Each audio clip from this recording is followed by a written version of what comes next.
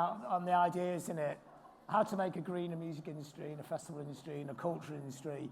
A lot of those ideas that kind of fed into it come from the people on the panel I've got right here now. So this is where the germ of the ideas sort of start from. So I actually first thing I want to do is I want you to introduce yourself and say what your role in this is. So starting. Sure. Okay. I'm Carly McLaughlin. I'm from the Tyndall Centre for Climate Change Research at the University of Manchester. And with colleagues there, we developed the super low carbon live music roadmap. Yeah, my name's Mark Donne. I worked, there's been sort of two iterations of this project. The first one was working directly in collab with Tyndall, which is with Massive Attack.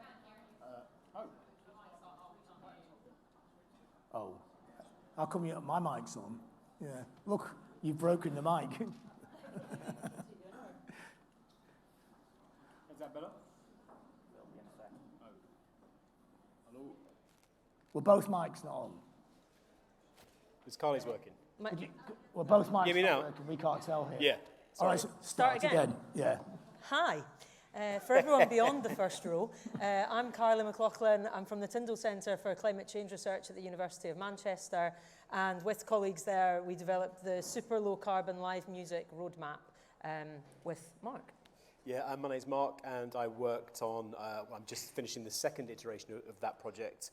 The first was working directly in collab with Tyndall Centre and the climate scientists, and with Massive Attack and various sort of super low carbon or zero carbon providers and local authorities, both in the UK and across Europe. And then the second round, which is being called Act 1.5, which was going to do something and they did something else, which we'll talk about in a sec. So the Tyndall Centre, you read about it a lot, this kind of mystical place. It sounds like something from The Hobbit. What is it? It's exactly like that. So we're a collaboration of 4 universities across the UK. So there's a big group of us at Manchester. We're also headquartered at the University of East Anglia with partners at Newcastle and Cardiff. And we're basically sort of a mash together of lots of different disciplines of researcher who all want to tackle climate action, whether that's about adaptation and resilience or mitigation or both together, but I've got a kind of real strong drive to make change in the world. So when we were founded in 2000, that was very unusual, researchers that wanted to have like interdisciplinarity and policy relevance. Now, thankfully, it's much more common, and many universities have, something a bit like that, kind of being policy focused and bringing different disciplines together. But we think that's important in order to really try and get at these difficult problems, because one sort of discipline, the traditional way universities are arranged, are unlikely to have all the answers and anticipate all of the potential problems of a solution. So it's kind of a wide-ranging brief when you started. It's basically in all different sort of things in society and how you can change them. Yeah, so right across the piece, everything that you need to do to get to zero carbon. If it's in that space, we're interested in researching it. If we think that we can do something kind of a bit different and add value. So we don't tend to do stuff where we think other people do it better. So like other people, if you want to work out your carbon footprint of your festival, we're not the right people to do that for you. There's lots of other organisations that are really great and geared up to do that. But where you might be looking to do something that is maybe transforming across a sector, or whether you're looking at maybe evaluating new technologies, we might do that kind of work. But always bring it. I mean, I'm a social scientist by training. Like, I'm a bit of a jack of all trades now. But like, I think particularly bringing the social out a lot in these conversations, because often, I don't know if you ever hear this stat that people say about the proportion of solutions for climate change that don't require people. And I just think like that is like, for me, that is like 0% don't require people, because even if it's about decisions in, say, like our energy system, which is often given as an example of like a technical change that's brought along, really significant and rapid decarbonisation, there's been loads of people involved in that, building up the kind of the demand for that, people that are developing the technologies, people that have put in the policy, the people that have, campaigned for that. So everything's got an element of the social as well as the technical, and I think it's really important to have those elements covered. So what's actually your role in it? What is my role? I'm the director of the Manchester group. So yeah, I get to sort of stick my nose into what everybody's doing, which is great. And my own research is mainly about cities. So I work a lot with Greater Manchester about decarbonising, how it makes policy and projects, and we've just rolled out a carbon and co-benefits toolkit for them that they now apply to every key decision to try and embed that across everybody, not just the environment team, but everything across the city. I'm not saying that's sorted it out, but like that's one step to trying to do that kind of work. And so, Mark, so you come from a more journalistic media background. So, what was the path that led you to the Hobbits? God. we might not get through that in an afternoon, but yeah, I started out in journalism and then went into film. So I've predominantly worked in film for the last about 15, 20 years. And my route into this was indirect in terms of I've made sort of 3 or 4 films with musicians, principally Massive Attack, and with Tom from Radiohead too. So my route into that was more social really, although we'd worked together, and then I was sort of 15, sort of 20 years into climate activism by then anyway. So as we approach moments like Paris, we did quite a lot of work in Paris together, and then sort of started trying to take more systemic approaches to not only how we were organising, how we could join up with other people in the UK and Europe, and then inevitably, I think, certainly in the case of Massive Attack, they'd already been doing kind of various bits and bobs for like nearly 30 years, really. They started offsetting in 30 years ago, and were just becoming sort of repeatedly more frustrated with what they perceived to be an intransigence in their sector, and didn't feel that there was very much support within the sector itself for doing things perhaps at the rate that they saw those changes needed to come. So they reached a point that I think it was would have been the most recent tour, world tour in 2018, 2019. They were in the US, and I think, although they might hang me for this, I think they sort of loosely agreed that they wouldn't tour anymore. They just couldn't justify it because of the carbon impact. And then we were just having a conversation between friends, and that ended up with me kind of saying, well, look, I mean, you can do that and you might sleep better at night, but the problem is still there. There'll be another band, there'll be another gig, there'll be another, and you can apply that to any sector and any scenario, of course. So why don't we try and do something that meaningfully accelerates the process that you want to see, not just in your own sector, but in every sector? It's interesting you mentioned the intransigence of the music sector, because, yeah. Like growing up, like I say, my age, it's always looked on as a place where forward-thinking ideas would be, but it's quite a lot of areas, it's actually a few steps behind, or it has been, and, like things like this are like, now we're moving again. But there was actually a notion that it actually was really intransigent and more intransigent than other industries as well. Is that the kind of feeling at that point? I mean, I can't speak with authority about that because it's not my world, actually. I have lots of friends that work in it, and I grew up in the festival movement, and when it was a movement, it still is in certain regards, I guess. But it's a changed world, and there are people in this room that know that story much better than me, so I'm not going to tell it. So I think that it's funny when you say it, because when we first came to take this work on, one of the first conversations I had with Carly was really just thinking, well, this would just be really easy. Right? Because you've got, one of the most receptive audiences in the world, in any sector. I go to a lot of festivals, a lot of gigs. People, they're generally nice folk. Like they want to do the right thing, and they're there to be, to contribute to that effort. They're not going to be difficult with it. And then I think there are lots of different, or we know there are lots of different agencies and identities working around the sector trying to make that happen. And as you often, and actually I should say that despite the fact that I found this exercise intensely irritating, but at the same time, there is a core group of people, this is one of them, and there are many of them. I've talked to all of those people because they know what they're talking about and I don't. So before we started, I went to see them all, most of them. So what was your role then? Was your role in pulling it together? Yeah, well, so originally what we were trying to do was the plan was to commission Tyndall to do something systemic that we could all work to, and then put on a series of shows, or at least one big show where we could show this is how you can do it and this is how it works, and if that isn't quite economically viable at the moment, why isn't it, and be transparent about that, and then, but critically, bring in to those show equations new identities. And for us, the new identities principally were clean energy providers themselves, transport companies, and vitally, city and local authorities. So when you first went to Tyndall, what were you bring them in for? Because they're multidisciplinary, so yeah. Did you have like an idea, I need this and this fixing? No. Or is it just like, help, what do you think? I'm very good at just delegating anything complicated to other Lots of people. power, So- though, Yeah, delegation. right. Yeah. So, no. So, the two things were meant to go hand in glove. So you'd have this sort of systemic mapping of, look, if once, say, hypothetically, we do one of those shows, and we do it really well, and the show works great, and we solve some of the Scope 3 stuff, and we bring in clean power, and it feels like a different event, and the food is different, and it just feels different, and we do that on the sort of premise of an invitation, an open invitation, whereby the artist and the promoter, but principally the artist, would say, this is an experiment and we want you to come with us, and we don't quite know what it's going to be like, and we think a couple of things may go wrong, but let's try it and we'll keep repeating it. And we wanted to invite a lot of people to that, and obviously not just music fans but other people too, so they could then see that, and then the plan was that Tyndall would publish. And people would say, how do I action that? How can I accelerate this? Because, the thing that we say, in terms of any activism or any planning that we do, we always sort of think of it in quite dramatic terms, which I think most of us in the room do now, which is, the lethal threat to us all is the climate emergency, but the comorbidity is delay.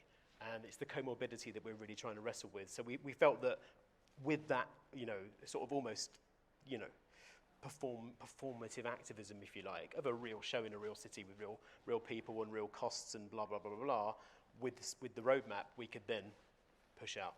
I mean, when they came to you, was it a different model than you worked with before, or did you just apply the things you always apply to all the different projects? I think for us probably everything's pretty bespoke. That's why it remains like an incredibly privileged and fun job to have. So when I got this phone call from Mark, I'm never quite sure whether it's real, because Massive Attack would like to have a chat with you about doing some decarbonisation work, and you're like, could this be my brother having me on? And it wasn't. It was actually you. And so we just had a chat really, and about what we could do, what we thought we could bring to it. And I think what's been amazing about the project is the experience. That Massive have and that you have, although you claim to not have lots, that it means that we're coming in something new. We're the people that come in and think about the carbon side of it and think about the transformation side of it. That sort of stuff we do in other sectors. We might be looking at bioenergy supply chains or decarbonising shipping or things like that. So you bring those kind of transferable skills into it. But to do a fairly focused bit of consultancy work, you need to get up to speed really quickly with what actually goes on in a sector. And so one of the things we were very keen to do is set, what is the level of ambition? What does it need to be in order to be kind of in line with our Paris Climate Change Agreement, for example? Does that look like there are ways to do it? Yes. But exactly how you do that, the pathway within that you would do in your own festival, your own event, at your own venue, we're not going to specify that, because it's actually people in the sector, I strongly feel, whatever sector it is, that know how to do that. They know what's difficult, they know what hasn't worked in the past, they know what the challenges are that they really need to unblock. And actually we were trying to make sure that we tried to help in that kind of journey, if you like, of doing that, rather than coming along and being right, these are the exact 10 things everybody needs to do, because it just wouldn't fit when there's such diversity in the sector, I don't think. Was it unique problems that you hadn't had to tackle before? Oh, so that's interesting. I think probably no, actually. So most sectors that you work with think that they have a really particular problem that's hard to deal with, and actually you often see them repeated. So the power dynamics, the gatekeepers that you might have in a sector, technological solutions that are maybe people are anxious about adopting them, a nervousness about any sort of failure, these things are common, actually. I suppose the one thing that is pretty different in an event is that failure moment, if it happens, at the festival, that, actually you really can see why that's front of mind for people, and they want to be really confident that when they make a change that doesn't happen. Whereas maybe in other sectors that's, it's felt, but it's not as kind of acutely there as it is in this sector. I mean, when you're putting this together, you're not looking at it as, initially, you're not looking at this is all going to work straight away. I mean, you're embracing the problems as they come up, aren't you? You know there's going to be problems, and it's a matter of trying to find solutions as you go along. Yeah, I think that yes, that's true, obviously, and there's, especially with events. I don't work in events, but the level of contingency planning that goes into festivals is enormous. Some of them are essentially pop-up cities now.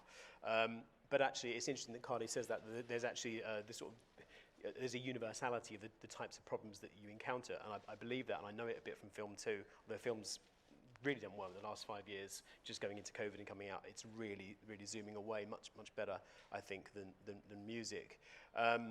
And yeah, I think some of the stuff I've struggled with, and Carly and Chris, her colleague Chris, is brilliant. Has worked on both of them. We've got a report coming out this week, I think, on Scope 3 and car use, and the work's been outstanding. It's that it tends to be, and I know this even just from friends, and particularly from friends working in journalism, who work in climate or environmental journalism, when you get to talk to your sort of people in different sectors, and I think this is true of music, live music. There's this sort of band of people who really, I haven't met anyone, by the way, who doesn't really believe it and wants to do it, and they're desperate and they share my frustration and whatever. Everyone to a human being is, the commitment is self-evident, and I wish them luck. But I do feel that there's a band of people at the absolute top who have a time frame in mind, which includes a last drink at the bar, and I think they could do a hell of a lot more, a hell of a lot quicker. And I think they know that they could, and I think pretty much everyone working in those sectors know that they could. And that bothers me a lot, because this is one of those sectors which is just, it's resplendent in the iconography of climate. It's Greta on stage, it's placards, it's T-shirts, it's pledges and calculators ad nauseum. And it just upsets me slightly, because I think that there's such terrific energy in this sector. This is, Claire, and the work you're doing, Claire, it's living evidence of it, and sort of maintaining that independence as well, making sure that you don't get, absorbed or appropriated in your endeavours is really, really important. We know from other areas of activism that's critically important. So that's and this is, it's just a generic sentence, a generic statement, really. Like, I think you could apply that to pretty much every sector. It's just this one is very popular, so it's insulated from some of the scrutiny that other sectors have to put up with, and have probably had to go a bit faster to offset, pardon the pun. So the frustrations with the people at the top and being too slow, and basically the gatekeepers keeping the gates shut, is that? Yeah. Yeah. So what about bypassing that? Is that possible? I think so, yeah. I mean, I think there are sort of, there's a dream scenario in my head of lots of indies popping up and, being a bit more like when I was a kid. Like, when you get to our age, you think in those terms, don't you? But more seriously, I think that something, we were talking about this the other day, because we're just preparing these sort of 4 pieces of impact work we're going to put out this week. The chemistry has to change now in this sector. There's some really good stuff obviously going on, and some of the stuff that's coming up with grid power and with transport. Transport's not happening. Scope 3, and that's where we all know the bulk of emissions are coming from. And I've had in the first half of this iteration, I think, of the project Act 1.5, which was supported by the Arts Council, and they asked us to do this, I think, principally because they saw us as an outside impact that could, try and speed things up a little bit. I had several sessions with the rail delivery group, then I had, on the back of that, recommended by them, several sessions of kind of really breaking stuff down with the first group who own Avanti and GWR. They own like eight lines or something. And we'd just go around in circles and looking at different methods. And then Orion came in, and Orion are a new company that are operating 32 hubs. I think they start next year properly. They're trialling now, using trains principally for haulage, going into city centres, and you can book a space, you can book a carriage. And they had lots of ideas about how do you, if it's a festival and people have got gear and beers and whatnot, there are ways we can do that, there are ways we can work it. But both in the rail delivery group and in the first group conversations, I would just always ask the same question: why isn't this moving faster? Why aren't you doing it quicker? And in both times, both orally and as it happens in writing, both identities said, well, we haven't been asked. And I think that's extraordinary. I'm not quite sure I believed it at the time, but that's what they said. We haven't been meaningfully asked to do this work, and we can. And I think that's where actually local authorities, as we know from the aborted project in Liverpool because of an arms fair, we know it can be done. It's there, and all of that work that we did build, and we did the same actually this year with Barcelona and Benicassim, directly with the Mayor of Barcelona. That stuff is ready to go, and it will be reactivated. When you push a bit, it can be done. It's hard, of course it's hard. Someone has to do it, but I think it's about time that the people at the absolute top, and I'm not talking about the indies, you know what I'm talking about, like, it's time now to do that, carry out that work of piloting by behaviour. And rather than just sponsoring everything, getting everyone on stage and getting the T-shirt, that piloting by, I really believe this, that piloting by behaviour is the trick. Basically getting on, not stop talking, just get on with it. Issue the invitation, make the invitation welcoming, incentivise it, incentivise the invitation. I was talking to, who was it the other day? Not Deliveroo. What do you call these people? Trainline. Who have just setting up this new, I think it's a 24-month campaign called I Came by Train. And I dealt with them before via Train Hugger. They just deal with Train Hugger or something. And we were having a general chat. And I said, go to one of the festivals and tell them to give you a stage called the I Came by Train stage. And the only people that can get in there is the black wristband, I Came by Train, with their train, work out the system. A bit like, Latitude used to do like a secret Friday night performer, and Glastonbury obviously do it. And then whoever's on that stage, you've got to start, it is a bit more difficult not to stick stuff in your car. You can incentivize EVs, obviously you can, that's starting to happen, a lot more work's going to be done with that. But it's about, I know it sounds like a phrase, but changing that chemistry now is the key thing to do, and not accepting that the same old answers. Because I just actually, last night, I was sort of thinking about, scope 3 and the present. I haven't seen, and if I'm wrong, I always learn much more from being wrong than being right.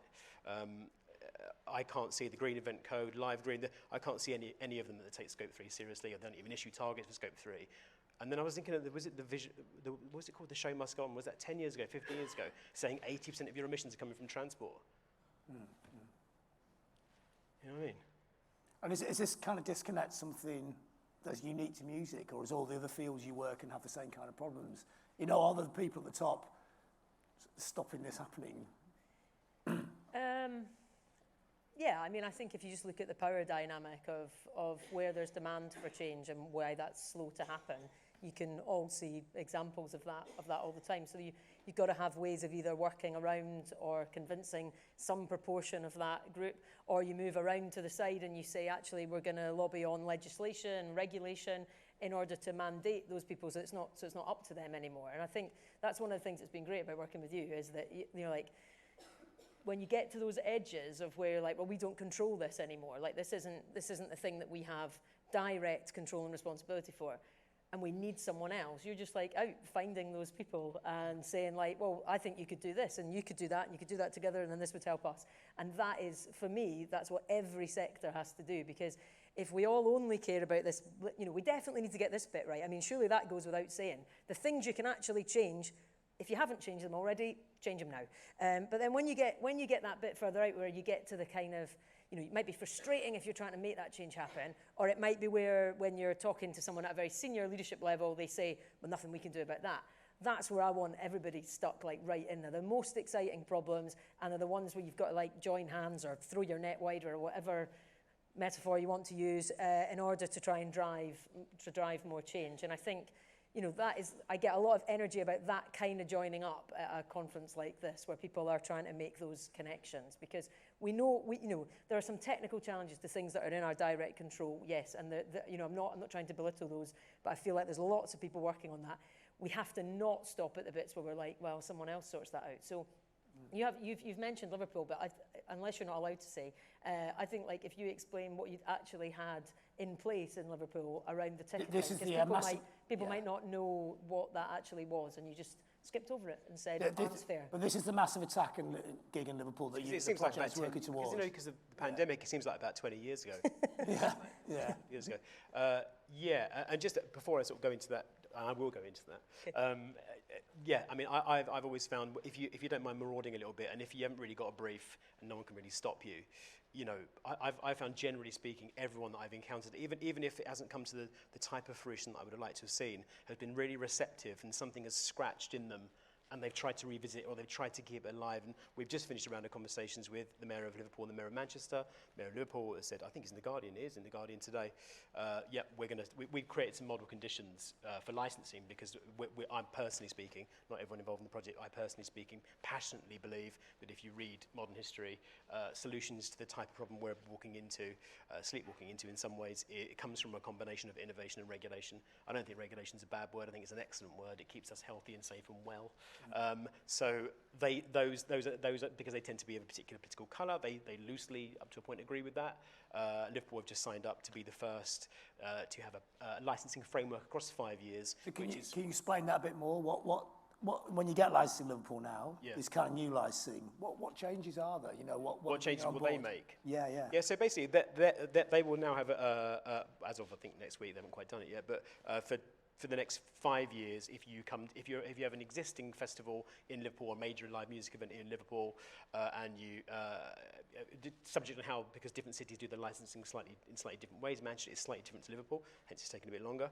But if you want a new license, if it's a new event, then there's one route for you. You follow that route, and then you will have to follow, obviously subject to what's available and the affordability of what's available, with ranging from power to food, energy, as Dale always reminds me, energy, food and transport. You do your core mapping, and then the local authority will say, well, here's the areas we can help you with food, and then you have to do better every single year to keep your license. If it's an existing event, it's slightly different, but no less dynamic. And then there's a whole, I mean, it's going to be published actually this week, so you can read it, but there's a whole range of things around, even some of the stuff that people think are on the periphery in terms of things like aviation-based tour packaging. No, you're not, don't even bother coming to apply for a license if you are offering tour packages that are based with aviation. You ain't going to get a license, as simple as that. And if you wish to say, okay, well, I'll take you to Birmingham, well, you're welcome. But by the way, we're on the phone to Birmingham now. I should say, actually, he might get a bit annoyed about this, but Andy, Manchester have said yes, they were going to do it, and he's supportive. It's just that they want a meeting because there's like a two-tiered licensing framework in Manchester. But I'm really pleased, especially with Liverpool hosting Eurovision this year, and I love Joanne. She's great, the mayor. I'm really pleased they're the first, and they won't be the last, I can tell you. And then going back to what you said, which was, that's the other reason Liverpool's great, is because we designed that show with them hand in glove, with some help from Ecotricity and Dale, with some help from the sort of technical team, the local authority. Where do we start? So I think it's really good to have someone that doesn't know what they're talking about, like me. Like, where do we, and the first, close the road. Yeah, close the road. Close the road. People can walk from Lime Street to where we're going to put on this show. Where are we getting, where's the, and then for every problem that came up, following that, not giving in to that mystification of, we need to calculate everything. We need a reading, and someone would pay an agency to come and calculate. It's not a mystery. So in a way, that gig was almost like an experiment, a live experiment. Yeah. But what was really interesting about it is, and it was such a shame that it didn't go ahead because of the Arms Fair. We will revisit it. It will happen, and none of that learning has gone away. And if anyone wants it, they can have it. If anyone wants to sort of, you don't have to speak to me, I can write to you or something. If you want to know what the issues with that were, where the sort of real blockages were, and how we were able to surmount those blockages, it really is working in that kind of messed up cross-agency way and being a bit of a pain in the arse. But the more you dared, the more you got.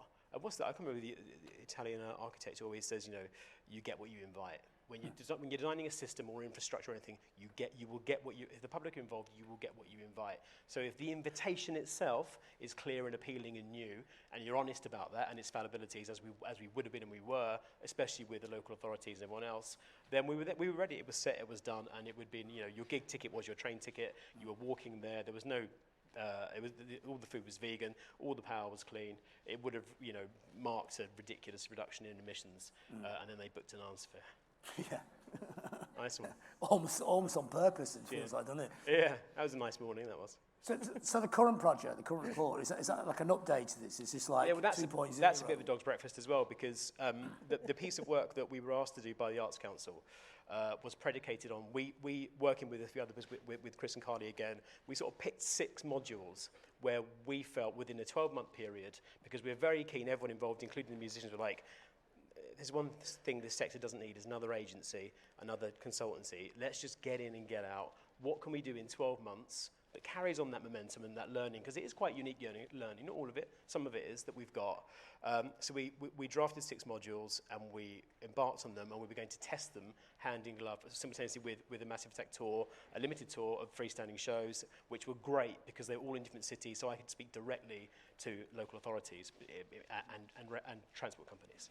And then there was unfortunately a serious illness within the Massive Attack camp, so that tour went out the window. Which one we thought, should we do now? And then we kind of, so again, spoke to Carly, spoke to a few other people, and we sort of pivoted back into, if you think about where we were at the start, the systemic. okay, look, I think we're heading into a period now, hopefully, please God, where we have a less wretched government.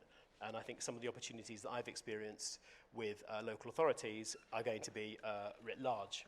I've spoken to people in the other party and some of the others about this, and they share that energy. I think they're going to be much more receptive. I think they're going to turbocharge some of that. So it will be a new world, really, in that way. So what we've tried to do is focusing on that. We've got the model conditions. So Chris and Carly have produced a new report for us on that scope 3, looking at pretty much the biggest 10 festivals in the UK, the emissions of them, what they're doing about trains, where the train, you might want to talk a bit about that separately.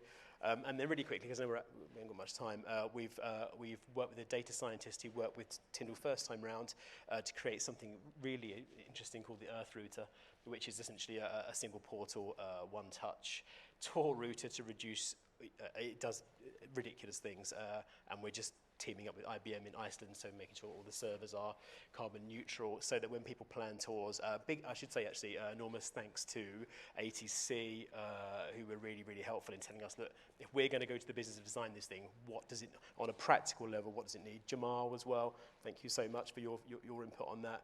And then Chris and Julie at Courtyard and Mark at West, all the bands, you know, they were all, come on, let's make this work. So that's ready. That's going to go into the second stage of development, and it does everything from, you know, train conversions, where you can get your trains from for each tour. You can put in 8 vehicles. It gives you all your reductions, and then it gives you delivery ranges of 200 miles for verified no waste. Waste product, no virgin land use HVO suppliers across Europe, so you can switch to drop-ins where you can, and then your hubs, your EV hubs. There's not many actually, but we will recontinue. I think we might. I don't know. Someone else can if we don't.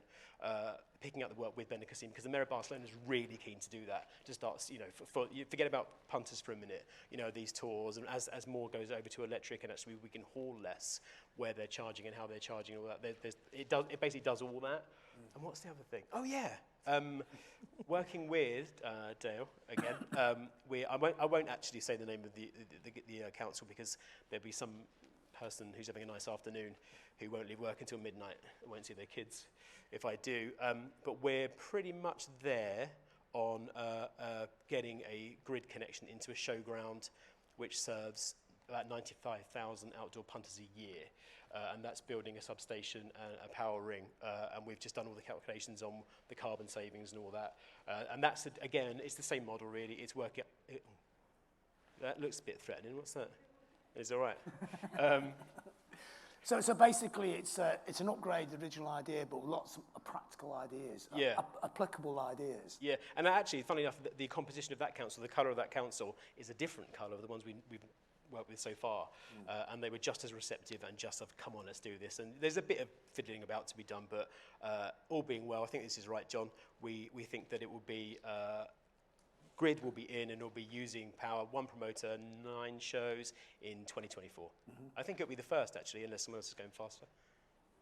So what did the Tyndall bring to this as well? Did this, to the upgrade? So in this particular bit of work, I think probably some of the key messages out of our original work drove some of the framing, and Rob and I did a select committee inquiry where we raised this issue of local authority licensing not demanding universally a great deal from festivals. And so, you know, their conclusion said that there needed to be more of that and to ratchet that up. And then, of course, this is what Mark stepped in and created, those template of conditions and the ratcheting up of it. And then in this specific bit of work we've done, just some scenario analysis, so caveats. It's just to get a sense of the range of the emissions from audience travel. The point is, everyone doesn't publish their audience travel, so we can't do it on the actual data. I know that, like, you guys all know it, but you don't kind of tell us it all in the public domain. So we've run some scenarios around kind of what sort of difference could you make if you brought in some different measures, and looked across kind of best practice for that. So there's loads of really good stuff, and if you did everything, that's great. You could see a kind of real ratcheting and scaling of that. So yeah, that's what we contributed there. And there's quite a dramatic line actually in that report, because there's some really good maps and whatnot, you know, sort of satellite images and maps where they've kind of estimated, because neither the local authority or the promoter will tell you how many cars are coming in and what. I don't really care, because you can see, but how are you reducing them and what are you doing to reduce? That's all that matters really, isn't it? How are you reducing them and how are you incentivizing that and how are you making it easier and what rate are you doing that? There's actually one of the sentences that stood out for me because it's normally quite arid. Scares me. What are you going to say? Yeah, but I think this is right. Don't panic, because she's got a stick, that lady. She'd like you to get to questions. That's why. Why don't we maybe not say what this line is? The line is the failure to disclose. I'm paraphrasing. Great. The failure to disclose the amount of emissions coming from cars going into festivals is a blind spot in climate emergency planning on the part of local authorities. Oh yeah, I think that's. I've relaxed. Listen, if you don't react to that and you run a festival, give up. Okay. Questions? Yeah.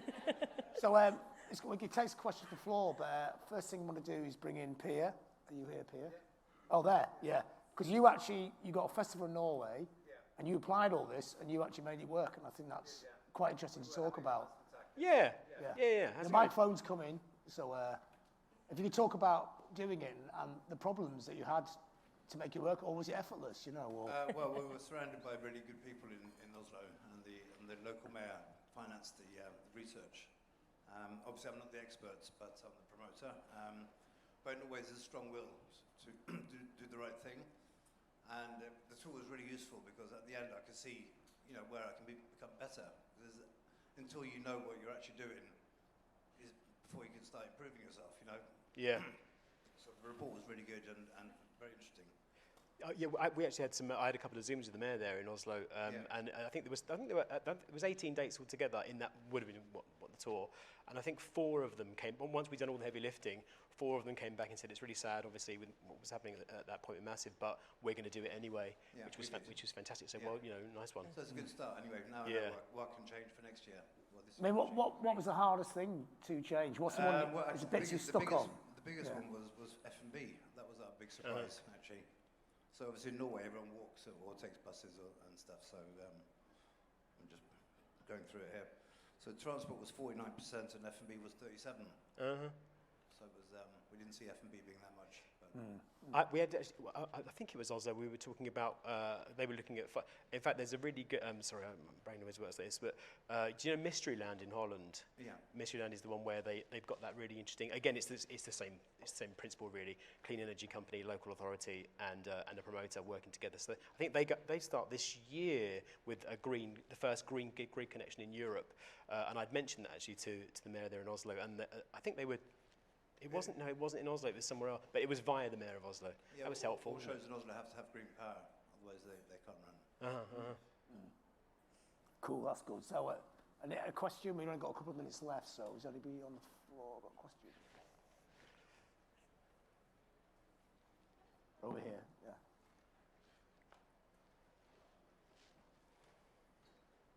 My name is Kilian. Maybe it's not so much about sports, but I hear you talking about mobility. We're from Amsterdam and we're currently with Ajax, the football team, and the stadium, and the city of Amsterdam working together. Ajax has, when you want to go to the game, you have an obliged app. So you need to have the app, and we will be asking in the app, we know where you're from because you got a ticket, you bought your ticket. And we'll be influencing people. We'll be firstly asking people how you come to the stadium. Then we'll try to influence them, because if I'm from Amsterdam, I'm still coming by car. We'll try to influence them using public transportation, etc., etc.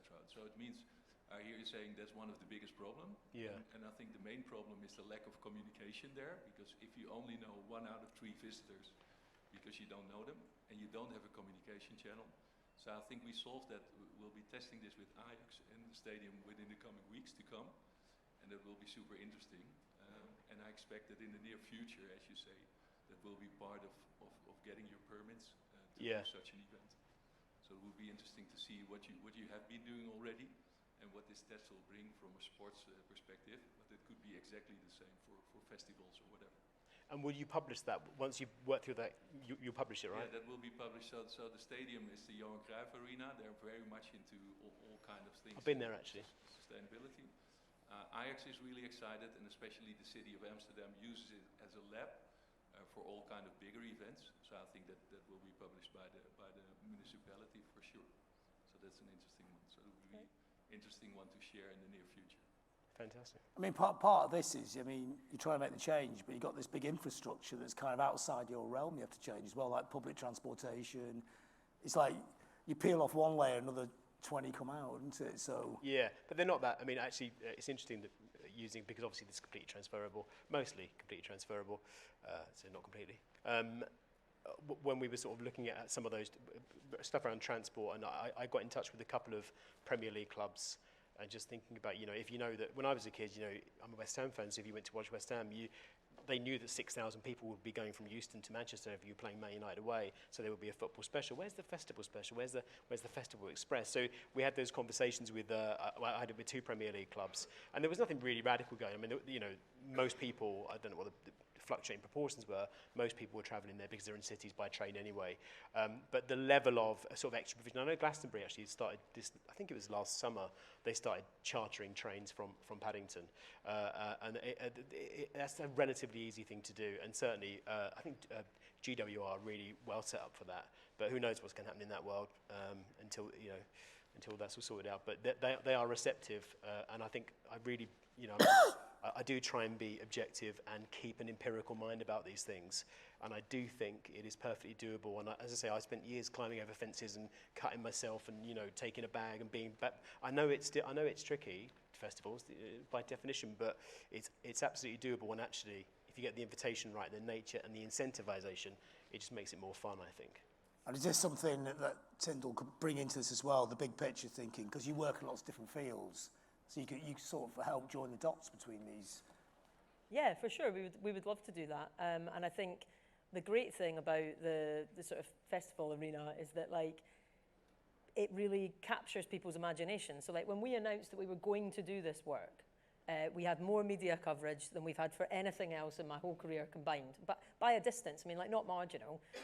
We haven't done anything yet, but people are really excited about it. So if you can demonstrate it here, then I think it is a place that people look to, and then you can transfer that elsewhere. So we would be delighted to transfer the learning from here to other places. And I also really like the idea of sharing when we don't get stuff right in detail, because we can talk about shiny, great stuff. We do need to do that. We do need to scale it up and share it. That is really important. But actually, you learn so much when stuff doesn't quite work. And sometimes there's a tendency to kind of keep that to yourself because it's a bit sort of embarrassing. Like, actually, you were right at the front. That's why you got it wrong, because you were trying to do a new thing. So we need to make sure we share that as well.